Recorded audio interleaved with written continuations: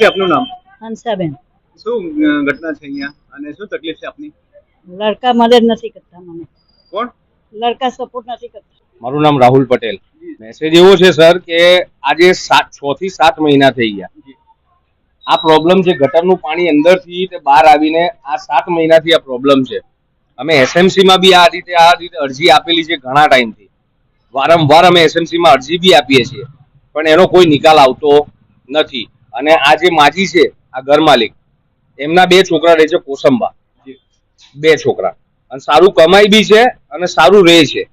આ માજી પર ધ્યાન નથી આપતા. અમે વારે વારે, બાજુમાં મારું આ ઘર છે, એક્ઝેક્ટ બાજુમાં મારું ઘર છે, તો મને કેટલી તકલીફ થતી હશે. અને અમે એમને વારે વારે ફોન કરીએ છીએ તો અમને બ્લોકમાં નાખી દે છે, ફોન રિસીવ કરતા નથી.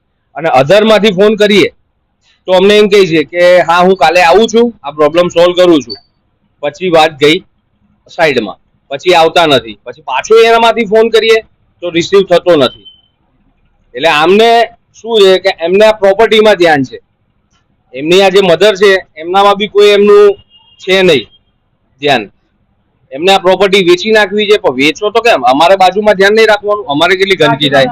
બાજુમાં મારા ભાઈની છોકરી છે, હજુ 2 વર્ષની જ છે, એ હમણાં બીમાર પડી છે, અત્યારે જસ્ટ હોસ્પિટલ લઈ ગયા છે એને.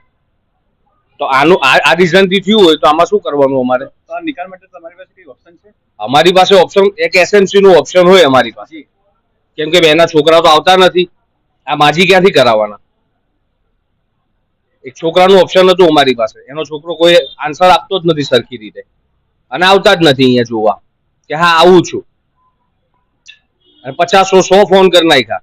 સોસાયટીના બધા પ્રમુખ બધા ભેગા થઈને એ દિવસે રાતે, હમણાં પરમ દિવસે રાતે એને ફોન કર્યા, કોઈનો ફોન રિસીવ ના કર્યો એને.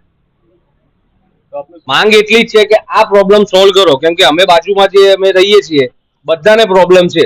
ભગવતીબેન. શું સમસ્યા છે અહીંયા? અહીંયા ગાડી રંગવદૂત સોસાયટી 88 નંબરની અંદર ઘરમાંથી ગટરનું પાણી લીકેજ થાય છે. તેના કારણે, ગંદકીના કારણે મચ્છર અને બીજા બધા ઉપદ્રવ થાય છે, વાસ મારે છે. આજુબાજુ રમતા નાના બાળકોને આના કારણે બીમારીના પ્રશ્નો ઊભા થાય છે. અને તેના માટે અમે ઘરના વ્યક્તિ છે જે અત્યારે હાલ હયાતીમાં માજી છે, પણ એમના દીકરાઓ વહીવટ કરતા છે, તેમને વારંવાર અમે ફરિયાદ કરી પણ તે લોકો કોઈ યોગ્ય નિકાલ કરતા નથી.